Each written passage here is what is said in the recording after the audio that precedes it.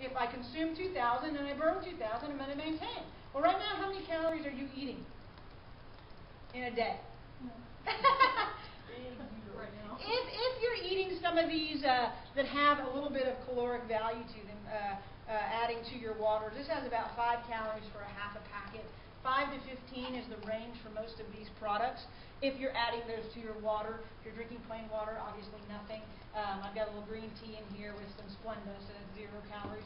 But we might be adding a little bit. The broth, there used to be a packet of broth that they would bring out. That has about 20, 25 calories maybe for a cup. So that's been your diet this past week, right? So not a whole lot, under 50. So if I need 2,000 and I'm eating 50, I have this huge gap, this 1,950 calorie gap. Where am I getting those calories from? Because I'm not dead, I'm still functioning. I might feel dead, but I'm still functioning. So I'm getting those from within. I'm getting those from burning calories, burning fat. And we're in essence not really burning fat. It's we're releasing fatty acids. Our fat cells are kind of like balloons, okay? Big helium balloons. And what happens when you leave that helium balloon in your house for a really long time? It starts to lose helium a little bit and it shrinks. Well, that helium coming out is your fatty acids being released. So your fat cells shrink, but they never disappear. Okay, so I can grab that helium balloon and I can stick something in it and I can blow it back up and we have weight gain again. Okay, so you're not losing those cells. The only way to lose them is to take them out, which is liposuction, which is why that might be a little popular. The problem with liposuction is, yeah, I'm taking out those billion fat cells maybe, but I still have 30 billion more. So what happens when I gain weight after I have liposuction? I gain it somewhere else. Or I gain it in air. I gain it kind of lumpily. Not really a word, but it kind of comes back odd if you've ever known anybody that has had liposuction and gained weight back. If they liposuck their belly, where does the weight gain happen? Maybe if they usually gain it in their belly. It might be like around their belly, or it might be in kind of pockets if they've got it removed from their thighs, if they carry their weight through there, so they kind of look lumpy.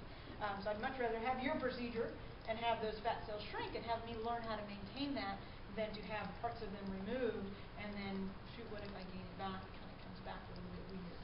Nobody wants to gain it back, but it happens. So we've got this huge deficit. We're burning calories by releasing fatty acids. We're breaking down some muscle tissue. That's inevitable. Okay. We are expending energy via heat. We're sweating out in this 105-degree weather out here. We just might have these influxes of heat production as we sit here that we jokingly call hot flashes even when we're 30 years old. I'm having a hot flash.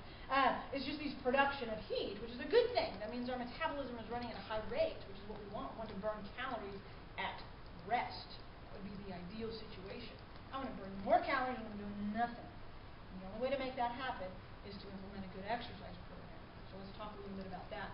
There's 2 ways, more than 2 ways, but there's basically, if we're kind of drawing a diagram, an exercise being the top part of that, we branch off into 2 sections, and we have strength training exercises, and we have cardiovascular exercises, okay? In your previous attempts at weight loss, what has been the main exercise road that you took when you tried to lose? Cardiovascular. Cardio. Okay. Did it work? It might have helped you lose a little weight at first, but I lost inches with the strength training that I incorporated, but the weight loss happened with the cardio more. Okay. So let's talk about cardio for weight loss, and let me give you an analogy here that I like to use.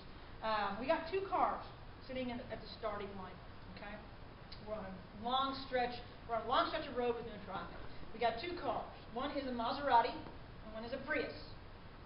Which one do you think you want to be? Probably the Prius, because I'll get to the end.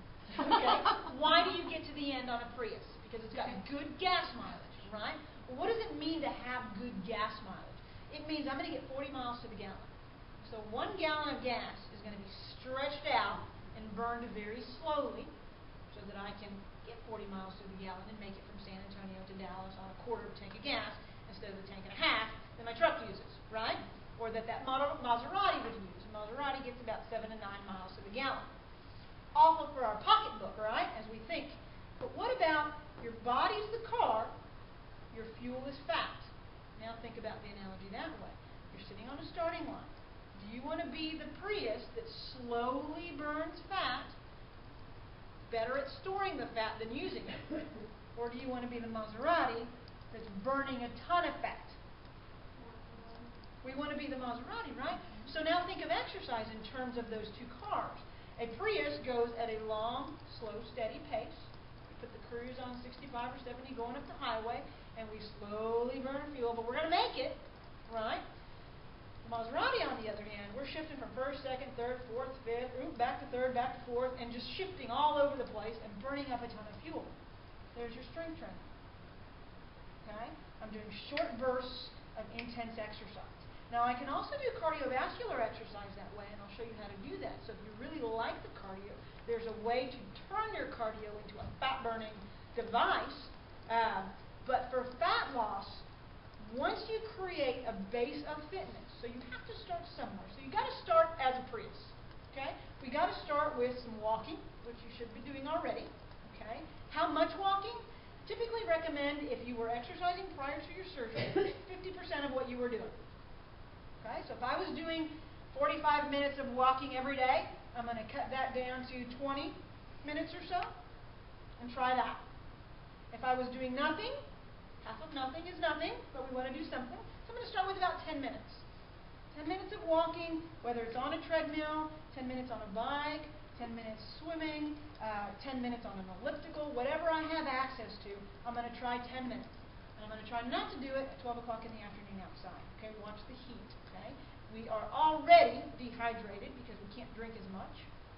You exercising out in this heat at this stage post-surgery could be quite dangerous for you. So do make sure that you're exercising indoors if at all possible, or before the sun gets so hot, or in the evening when it's still bloody hot but the sun's not soaking it out of you. Okay, so 10 minutes of exercise if you're doing nothing. 50% of what you were doing if you were doing something are some good guidelines for us to start with. Okay, great. What intensity should I be exercising at? I encourage you to get a heart rate monitor. Does anybody have one already? Some? Okay, a heart rate monitor is going to help us monitor our pulse when we exercise. And there is a particular rate at which we, in theory, and I say in theory because it is a science, and if we're just kind of estimating, there is a range at which we can estimate that we're burning more fat for fuel, which is what we want to do. And that rate is going to be 220 minus your age. That's going to give you what we call a maximum heart rate. Okay? Age-predicted maximum heart rate. Okay? So if I'm 20 years old, 220 minus 20 gives me 200. That would be my maximum heart rate. So, again, in our perfect world, if I was exercising at full capacity, being chased by a serial killer, and I happen to have a heart rate monitor on, and I took a peek, okay, it would be 200 if I was 20 years old. Does that mean I'm going to die at that point? No. It just means I cannot sustain that for very long. Okay? There will be a point where I'm done. Killer, kill me, please, because I can't go any further. Okay? I'm done. Okay? But what we want to do is exercise at a percentage of that. So if we take that number, our age-predicted maximum, we want to take a percentage of that, and that's kind of where we want to average during our cardiovascular exercise. Okay? So the American College of Sports Medicine actually recommends 50 to 70% for sedentary individuals. Well, again, what I found is most of us are not sedentary. We've exercised before. We try to exercise. It's just not enough to exercise the poor nutrition that we've been taking in. So I usually have my clients work closer to 75 to 85%. Okay, and they still seem to handle that very well. Okay, at that point, what I have them do is wear their monitor. The base models are around $50. It comes with a watch and a strap that you place around your chest, and it has one button on it. The base models do. You press that button, it starts picking up my heart rate. Great. My resting heart rate might be between 70 and 80 beats per minute when I'm just sitting. Okay, the more fit we are, the lower our resting heart rate. Okay, my resting heart rate sits at about 52. I've got friends at 47, 45 that are more fit than I am. I've got members that take theirs and they're like at 72 or 80. So it depends. So if my heart rate's going at about 70 beats per minute, between 70 and 80 at rest, I start exercising. It's